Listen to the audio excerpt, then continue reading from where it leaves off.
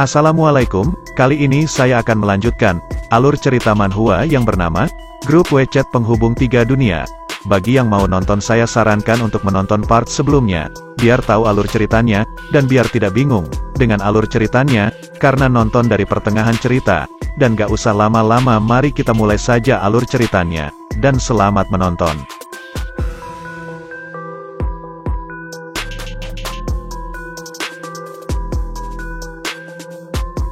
Sedangkan di sisi Silin, ia terus melompat-lompat mengejar gambar Silya sambil menyuruhnya untuk berhenti.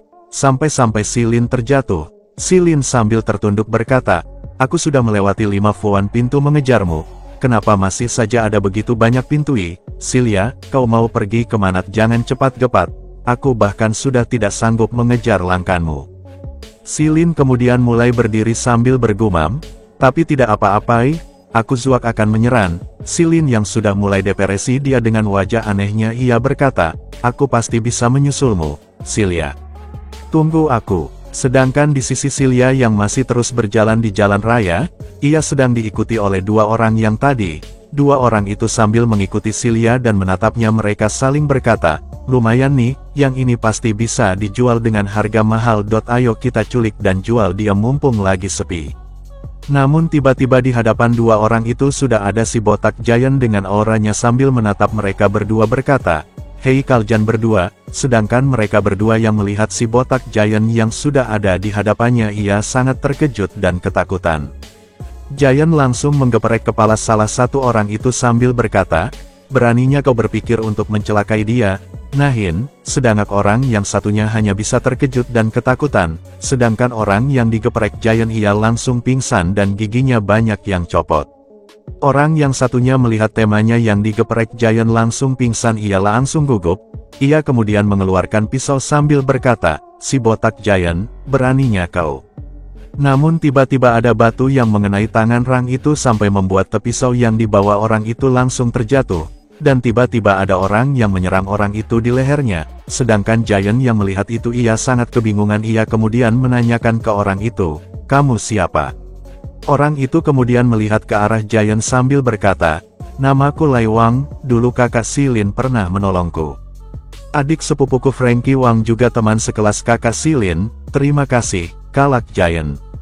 Dulu aku pernah gabung militer selama beberapa tahun." Giant kemudian merangkul Lai, sambil berkata, "Lumayan juga kau anak muda, masih tahu melindungi orang yang penting bagi penyelamatmu." Lai menjawab, "Sudah seharusnya, Kak." Sedangkan terlihat dari balik dinding ada Briar dan Lina Chu. Briar sambil melihat ke arah mereka berkata, "Mereka semua berusaha melindungi Silva Liu." Lina Chu menjawab, "Tampaknya bocah itu meninggalkan banyak dampak baik untuk orang-orang sekitar Nia." Briar berkata lagi, "Kenapa ibu bos tiba-tiba keluar dan pergi ke tempat kejadian perkara?" Lina Chu kemudian membuka matanya sambil menatap ke arah Silya, ia menjawab, "Gadis itu pasti sedang merasakan sesuatu."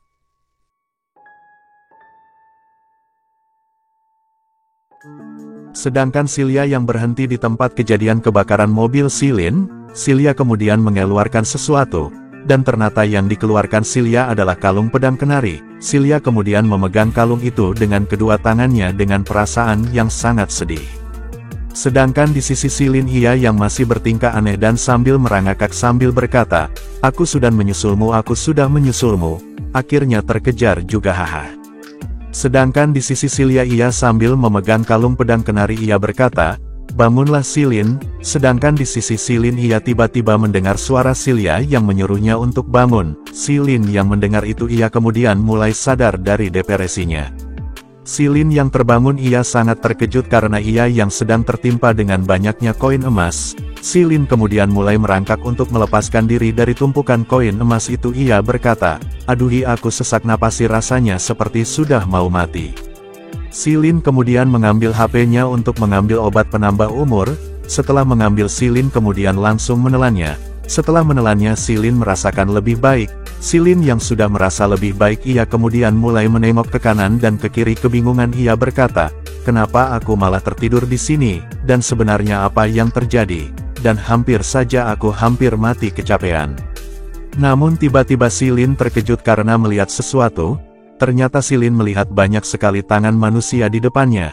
Silin kemudian baru tersadar bahwa ia sudah tertimpa koin emas yang banyak. Silin kemudian mulai keluar dari tumpukan koin emas itu sambil berkata, "Hush!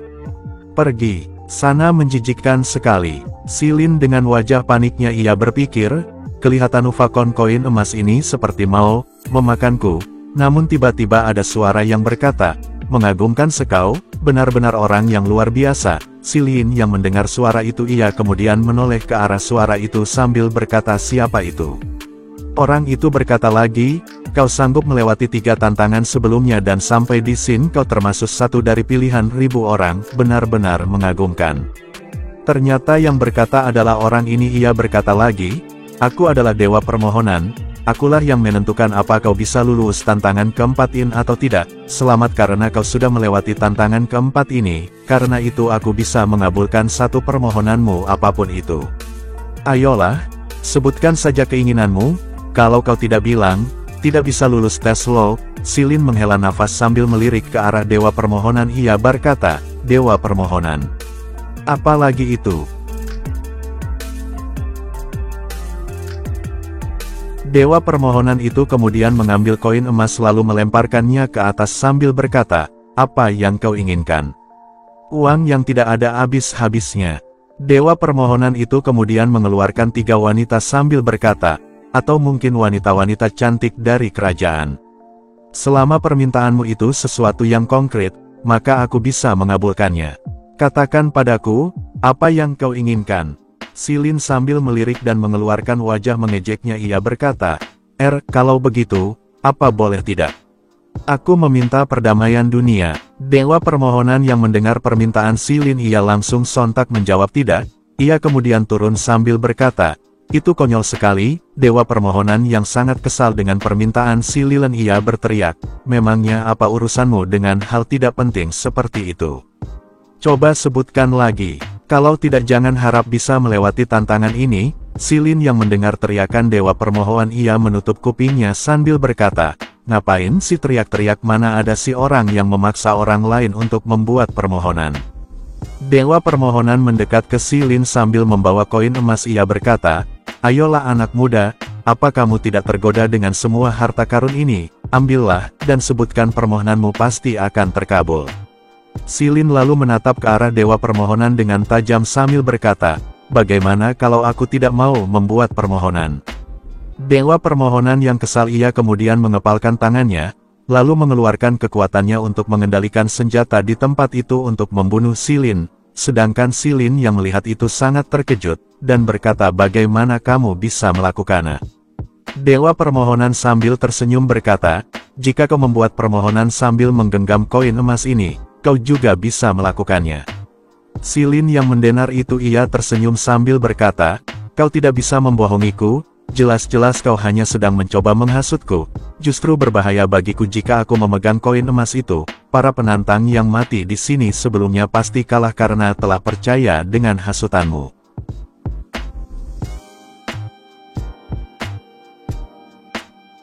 Dewa permohonan yang mendengar perkataan Silin ia sedikit gugup lalu berkata, "Mereka hanya kumpulan sampah yang terlalu bernafsu.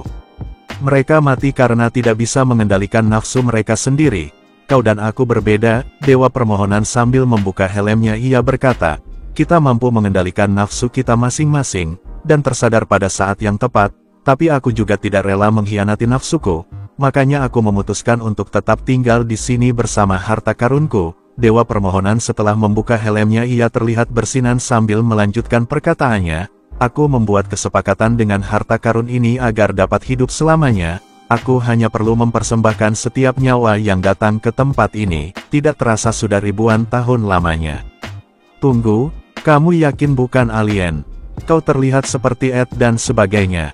Silin kemudian memejamkan matanya dan memasang ekspresi acuh tak acuh sambil berkata, "Pantas saja kau terus memaksaku menggenggam koin emas itu. Kalau kali ini aku menyentuhnya lagi, sudah pasti tidak akan beruntung seperti tadi masih bisa tersadar."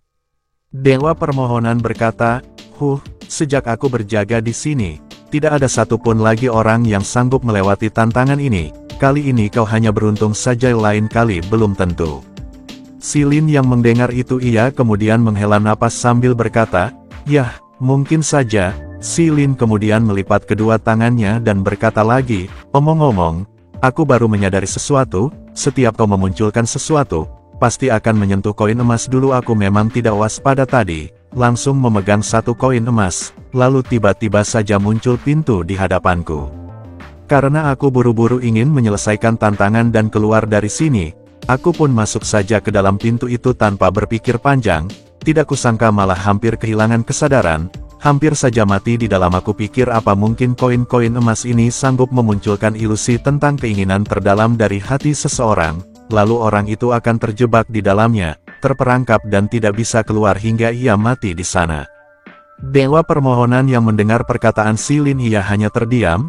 Silin yang mendengar dewa permohonan terdiam ia berkata, kalau diam saja aku anggap kau membenarkan teoriku. Silin kemudian mulai mengambil koin emas itu sambil berkata, baiklah, aku rasa kau tidak akan menyerah sampai aku menyentuh koin emas ini. Benarkan tampaknya terpaksa aku harus menuruti kemauanmu. Silin yang sudah mengambil koin emas itu ia kemudian berlagak, dan berteriak seolah-olah ia akan tenggelam. Silin lalu menggali emas dengan jarinya sambil memasang wajah anehnya. Ia berkata, ah, sudahlah, aku hanya bercanda.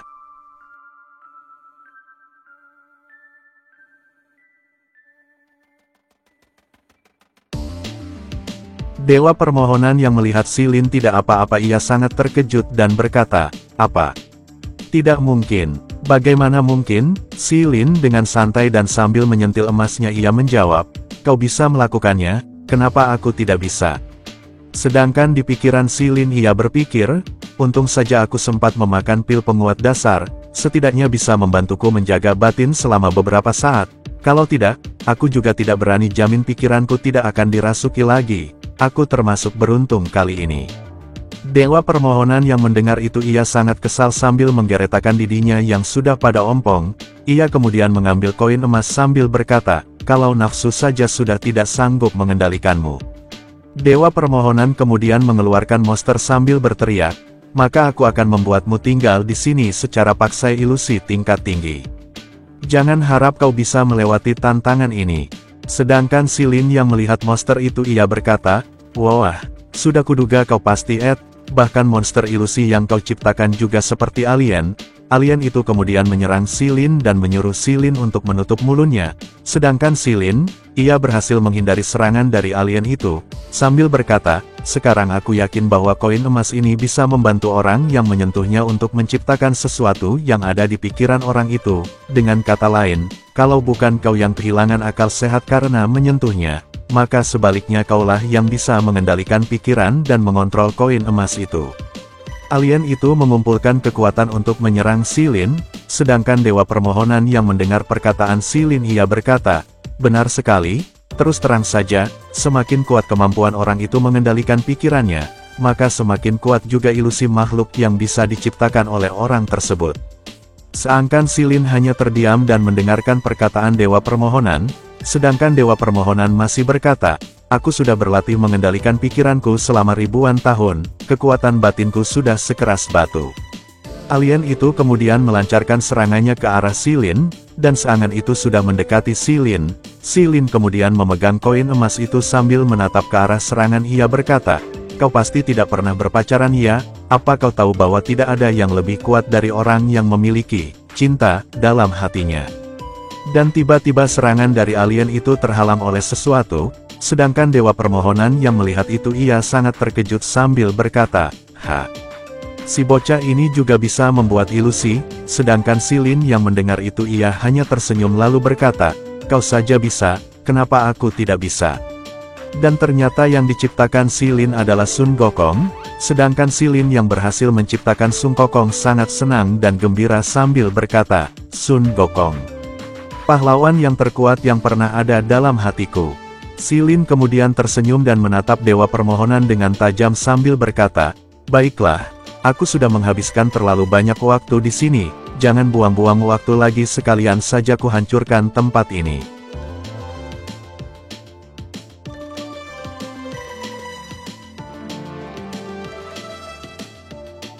Dewa permohonan kemudian menyuruh aliennya untuk menyerang Sun Gokong sambil berkata, Bocah brengsek berhen menyombongkan diri. Sun Gokong yang mau diserang ia tidak tinggal diam. Sun Gokong kemudian mengambil kuda-kuda dengan tongkatnya. Dan alien itu kemudian berniat untuk mencengkeram Sun Gokong, namun Sun Gokong dapat menghentikan serangan itu dengan tongkatnya dengan sangat mudah. Dewa permohonan yang melihat itu sangat terkejut, sedangkan Sun Gokong yang menahan serangan alien itu tidak bergeming sama sekali. Silin yang melia itu ia sangat senang sampai bergoyang-goyang sambil berkata, "Yayai." Meskipun Sun Gokong yang ini hanya ilusiku saja, tapi tampaknya benar-benar punya kekuatan juga. Bukankah itu cukup membuktikan bahwa aku juga punya kemampuan mengendalikan pikiran yang sangat kuat, monster tua. Dewa permohonan yang mendengar itu ia sangat kesal sampai menggeretakkan giginya. Tak sampai di situ Sailin berkata lagi, "Aku masih harus berterima kasih padamu, karena sudah memberitahukan rahasia agar aku lebih mudah melewati tantangan yang satu ini." Dewa permohonan yang mendengar itu ia sangat kesal dan berteriak jangan harap, sedangkan Silin yang mendengar itu ia menutup telinganya, sedangkan alien itu sedang mengumpulkan energi untuk menyerang Sun Gokong, sedangkan Sun Gokong sudah bersiap untuk menahannya. Sedangkan Silin yang berada di belakang Sun Gokong, ia mengepalkan tangannya sambil berkata, "Gokong, aku berharap padamu." Sun Gokong ia kemudian mengulurkan tangannya dan memegang energi yang dikumpulkan oleh alien itu. Sun Gokong kemudian menarik energi itu, sedangkan alien yang melihat itu ia sangat terkejut. Tak sampai di situ Sun Gokong ia kemudian melemparkan energi itu ke arah alien itu dan sampai tertelan. Dan alien itu yang menelan energi itu ia perlahan-lahan mulai membesar dan terus membesar, dan sampai meledak dan membuat koin emas yang ada di sana sampai porak-poranda. Setelah alien itu hancur tiba-tiba ada sebuah benda yang berwarna kuning mengitari Silin. Sedangkan Silin yang melihat cahaya itu ia sangat kesilauan, dan tiba-tiba cahaya itu berhenti di depan Silin. Silin yang melihat benda itu yang seperti buku ia bergumam, apa ini hadiah karena sudah melewati tantangan?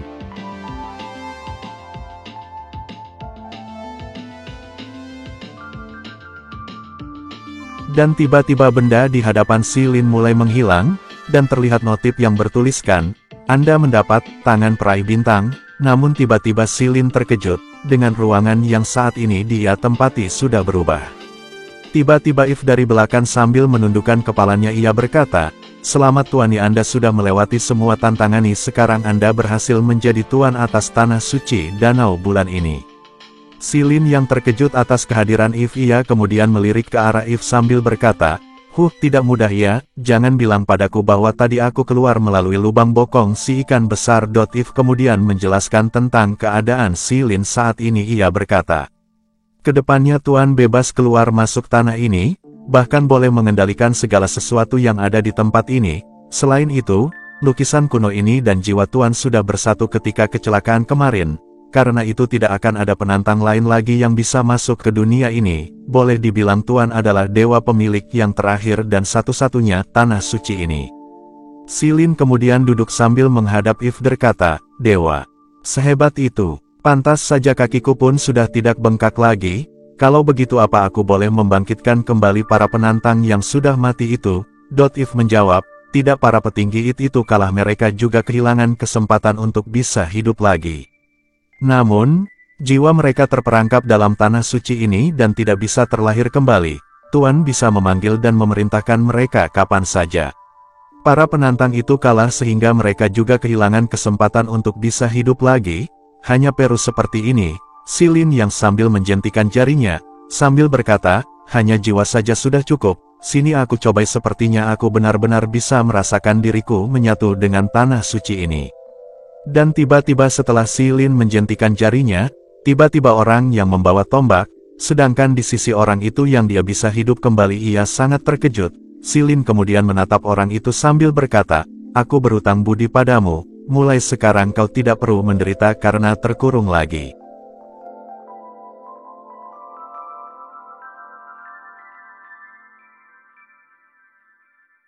Orang itu kemudian membungkuk dan mengepalkan tangannya sambil berkata, Aku hidup kembali. Terima kasih Tuan, namaku Fik, bersedia melindungi tanah suci ini demi Tuan." Sedangkan Silin Ian melihat itu ia hanya tersenyum sambil menggaruk kepalanya. Ia kemudian berkata, "Bagus sekali. Aku memang berniat begitu.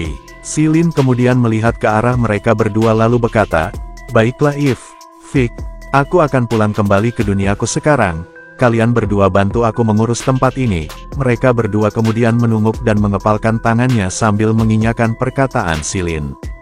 Silin kemudian tersenyum sambil berpikir, akhirnya selesai dengan baik juga. Sekarang sudah punya tempat yang bisa diakses semudah dan sebebas ini, pasti akan berguna untukku nantinya. Silin kemudian menjentikan jarinya, dan Silin kemudian langsung menghilang, sedangkan di sisi Lina Chuya yang masih bersender di dinding sambil berkata, dia sudah berdoa di sana sepanjang hari, memangnya dia pikir Silin akan muncul begitu saja di hadapannya jika berdoa terus. Ayo pergi, tampaknya hari ini kita tidak akan mendapat apa-apa.